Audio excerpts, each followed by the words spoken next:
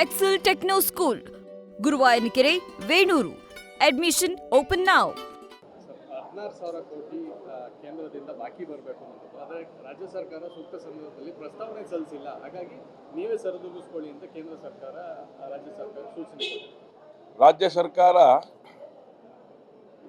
ಜನತೆಗೆ ದ್ರೋಹ ಮಾಡುವಂಥ ಕೆಲಸ ಮಾಡುತ್ತೆ. ಯಾವುದ್ರ ಮೂಲಕ ಅಂತ ಹೇಳಿದ್ರೆ, ಸರಿಯಾದಂಥ ಸಮಯದೊಳಗಡೆ ಸರಿಯಾದಂಥ ತೀರ್ಮಾನ ತಗೊಂಡು ಕಾರ್ಯವನ್ನು ಮಾಡದೇ ಇರುವಂಥ ಪರಿಣಾಮ ಜಲಜೀವನ ಮಿಷನಿಗೆ ಸಂಬಂಧಪಟ್ಟಂಥ ಕೋಟಿಗಟ್ಟಲೆ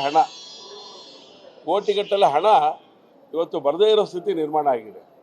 ಸರಿಯಾದಂಥ ಸಂದರ್ಭದೊಳಗಡೆ ಈ ಯೋಜನೆಯನ್ನು ಬೇಕಾಗಿರುವಂಥ ಸಂಗತಿಯನ್ನು ಕೇಂದ್ರ ಸರ್ಕಾರಕ್ಕೆ ಕಳಿಸ್ಕೊಟ್ಟಿದ್ರೆ ಈ ಹಣ ನಮಗೆ ಬಿಡುಗಡೆ ಆಗ್ತಾಯಿತ್ತು. ನಿನ್ನೆ 7-8 ನಿರ್ಣಯಗಳನ್ನು ಮಾಡ್ತಾರೆ. ಕೇಂದ್ರ ಸರ್ಕಾರದ ಸಹಕಾರ ಬೇಕು ಅಂತೇಳಿ ಒಂದು ವ್ಯವಸ್ಥೆನೇ ಇದೆ ನಮ್ಮಲ್ಲಿ. ಆ ವ್ಯವಸ್ಥೆಗೆ ಪೂರಕವಾಗಿ ನಡ್ಕೊಂಡ್ರೆ ಕೇಂದ್ರ ಸರ್ಕಾರ ಹಣ ಕೊಡುತ್ತೆ.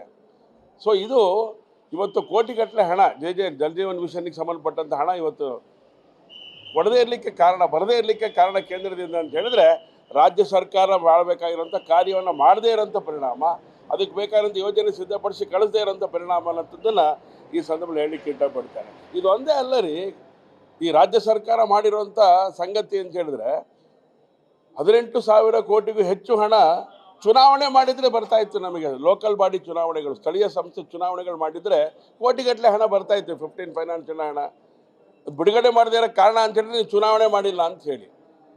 ಸೊ ಹಾಗಾಗಿ ಗ್ರಾಮೀಣ ಭಾರತನೂ ಕೂಡ, ಗ್ರಾಮೀಣ ಭಾರತ ಅಂತ ಹೇಳ್ತೇವೆ, ಗ್ರಾಮೀಣ ಪ್ರದೇಶಗಳು ಇವತ್ತು ಡೆವಲಪ್ಮೆಂಟ್ ಆಗದೇ ಇರೋಕ್ಕೆ ಕಾರಣ ಕೇಂದ್ರ ಸರ್ಕಾರದ ಹಣ ಬರದೇ ಇರೋವಂಥದ್ದು. ಸೊ ಇದಕ್ಕೆ ಕಾರಣ ಅಂತಂದರೆ ರಾಜ್ಯ ಸರ್ಕಾರ. ಈ ರಾಜ್ಯ ಸರ್ಕಾರ ಬೇಕಾಗಿರುವಂಥ ಸಂಗತಿಗಳನ್ನು ಮಾಡದೇ ಹೋದರೆ, ಲೋಕಲ್ ಬಾಡಿ ಚುನಾವಣೆಗಳನ್ನು ಮಾಡದೇ ಹೋದರೆ ಯಾವುದೇ ಗ್ರಾಮೀಣ ಪ್ರದೇಶದೊಳಗಡೆ ಡೆವಲಪ್ಮೆಂಟ್ ಆಗದೇ ಇರೋದನ್ನು ನಾವು ಕಾಣ್ತೇವೆ.